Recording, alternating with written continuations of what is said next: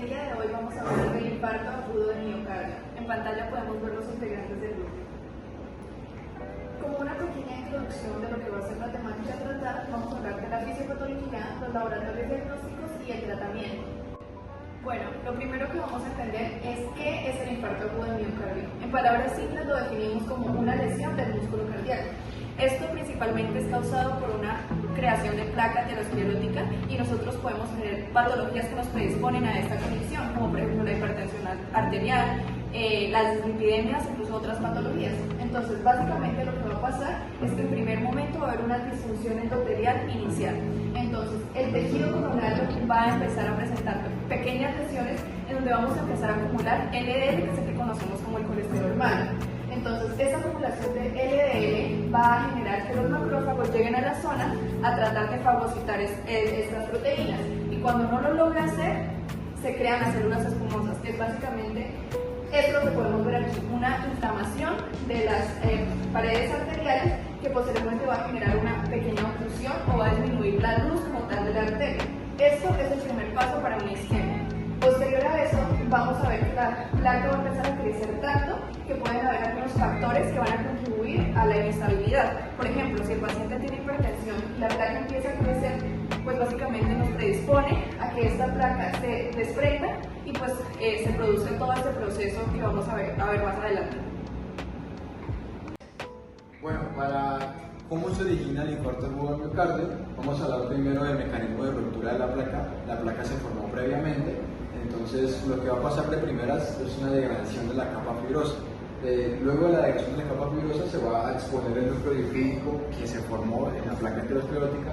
Este núcleo lipídico no puede estar libre por el torrente sanguíneo, entonces ¿qué va a pasar? Se va a formar un coágulo, entonces por eso aquí está la cascada de la coagulación. Lo primero que se va a hacer, se va a activar la cascada de la coagulación, entonces vienen las plaquetas, se va a formar este coágulo, aquí incluso vemos una representación gráfica de las plaquetas, se empiezan a unir también glóbulos rojos y se forma el trombo. El trombo va a formar una oclusión coronaria, que esta oclusión puede ser simplemente reducir el flujo o bloquear completamente el flujo sanguíneo. Entonces, ¿qué causa esto? Bueno, la cascada suele producir una cascada isquémica, entonces durante los primeros 15 a 30 minutos hay alteraciones reversibles, no hay una fibrosis todavía del tejido cardíaco.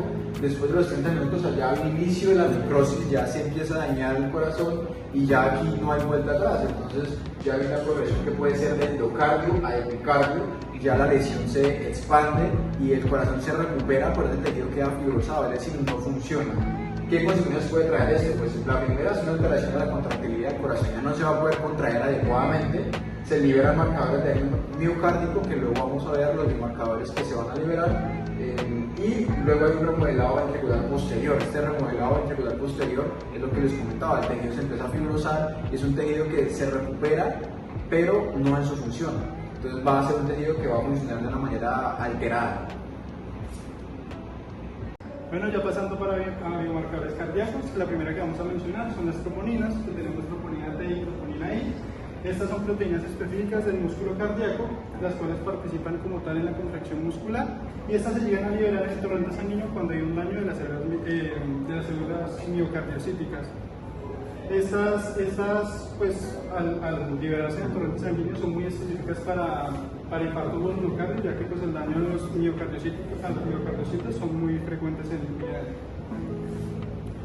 Ya como funciones, las dos tienen funciones diferentes. La troponina T se une a la tropomiosina estabilizando el complejo troponina-tropomiosina, y esta se libera y puede persistir más tiempo, dura alrededor de 10 a 14 días, en comparación con la TNI, lo que permite hablar el daño miocárdico más tardío. Y la troponina I, como les dije, esta se libera al torrente sanguíneo en menos tiempo, ¿sí? Y pues es más específica en el daño miocárdico reciente. Ya los valores de referencia tenemos de la troponina T, el valor normal es de menos 0.01 a 0.03 nanogramos sobre mililitro.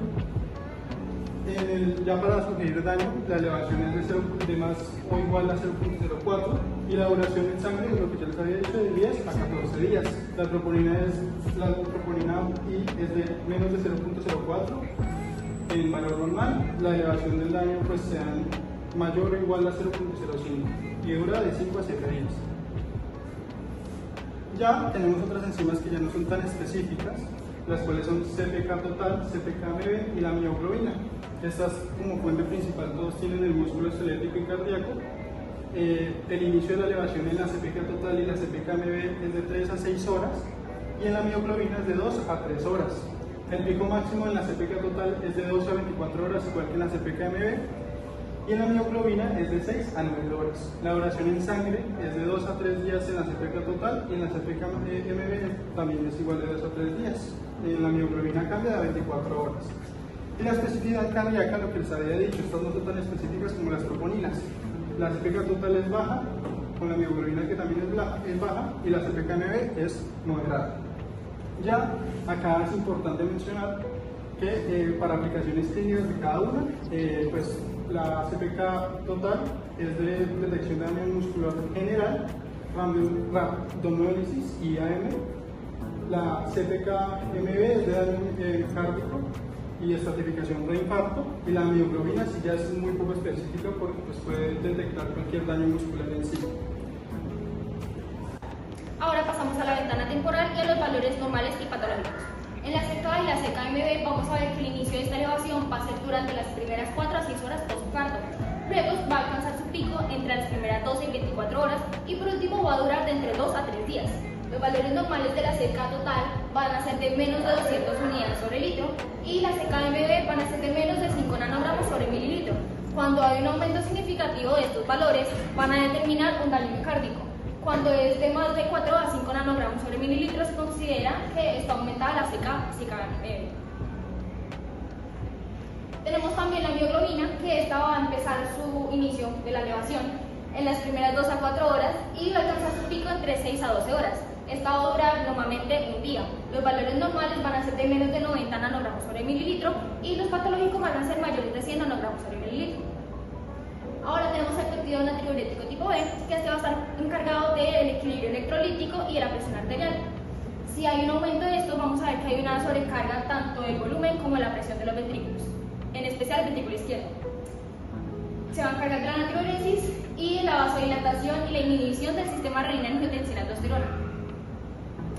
Va a estar activo durante las 3 primeras horas del daño miocárdico, va a durar de días a semanas y va a demostrar una mayor severidad del daño miocárdico. Los valores normales van a ser de menos de 100 picogramos sobre mililitro y los patológicos van a ser de mayor a 400. Tenemos ahora la proteína C reactiva, que esta va a estar encargada de mostrar la inflamación muscular en general. Esta pues, va a activar proteínas proinflamatorias o citoquinas proinflamatorias, en este caso la interleuquina 6, que es la más específica. Tenemos que es un indicador de la inflamación, va a evaluar el riesgo cardiovascular y va a determinar el pronóstico del paciente. Los valores normales van a ser de menos de 3 miligramos sobre litro y los valores determinados como infarto van a ser de mayores de 10 miligramos sobre litro. Este va a determinar una respuesta inflamatoria aguda y van a estar activas las primeras 6 horas, siguiendo varios días. Bueno, en el tratamiento vamos a tener como objetivos de manejo inicial, aliviar los síntomas, estabilizar el paciente e iniciar el tratamiento. En la evaluación inicial vamos a tomar en cuenta en la historia clínica los síntomas de importancia del paciente, antecedentes de importancia y si es alérgico pues algún fármaco. En el examen físico se va a tomar en cuenta datos importantes como lo son la presión arterial, la frecuencia cardíaca y la auscultación tanto pulmonar como cardíaca. En el electrocardiograma lo que vamos a hacer es localizar la ubicación del infarto y si hay riesgos de arritmias, y en los marcadores cardíacos se van a tomar en cuenta las troponinas elevadas para confirmar el diagnóstico de infarto. Frente al alivio de los síntomas vamos a tomar en cuenta el dolor, la disnea y la ansiedad. Para el dolor se va a administrar nitroglicerina, ya sea sublingual o intravenosa, para disminuir la precarga y la poscarga. En la disnea se va a administrar oxígeno y de preferencia al paciente semisentado, y para la ansiedad benzodiazepinas como lo es el lorazepam a dosis bajas.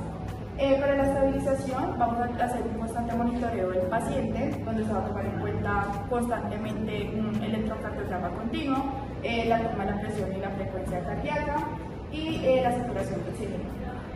Para el tratamiento de arritmias es dependiendo del ritmo que haya tenido el paciente, y en el control de la presión arterial es con antihipertensivos si el paciente ha estado con presión arterial elevada constantemente. Para la terapia de reperfusión intervención, el objetivo principal es restablecer el flujo sanguíneo al miocardio lo antes posible, ya sea por medio de fibrinólisis, angioplastia coronaria percutánea primaria.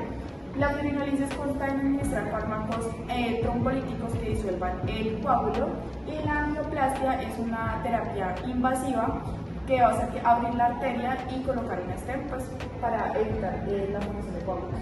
La anterioración plaquetaria es fundamental para prevenir la formación de nuevos trombos y para prevenir también la formación nuevamente de la oclusión de la arteria. Y se administra aspirina e inhibidores P2Y12.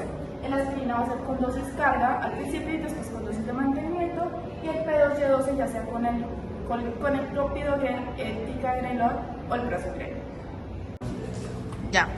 Bueno, seguimos con la anticoagulación. Lo que buscamos es que no vuelvan a generarse nuevos trombos y también mantener la permeabilidad vascular después de una terapia de perfusión. En la heparina no fraccionada, eso está indicado en combinaciones con fibrinólisis y MICP.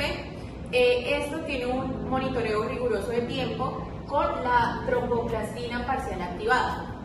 Seguimos con la enoxaparina. Esta es una heparina, pero de un bajo peso molecular, y lo que tiene esta es que tiene un perfil de seguridad más alto. Esta se usa en fibrinólisis y en algunos casos en ICP. Por último tenemos el fondaparinux, es un inhibidor selectivo del factor XA. Este pues finalmente es útil en pacientes que tienen un riesgo de sangrado elevado. Seguimos con los beta bloqueantes IECA y ARA2. Estos están administrados precozmente en pacientes hemodinámicamente estables. Esto se busca para reducir la carga miocárdica y así evitar arritmias.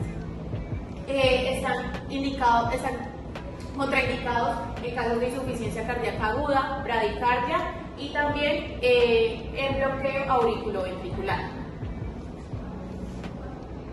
En los beta-bloqueantes IECA y ARA, lo que debemos saber es que las indicaciones principales se hacen en difusión sistólica del ventrículo izquierdo con una FEV1 menor del 40%.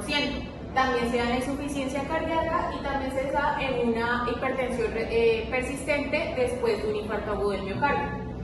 Tenemos que tener en cuenta que el IECA es la primera línea de tratamiento y el ARA2 es esta alternativa que se da cuando los pacientes son intolerantes a los IECA, cuando por ejemplo presentan una tos muy persistente. Por último, debemos tener en cuenta que el oxígeno solo se da en pacientes que tienen una saturación de oxígeno menor al 90%.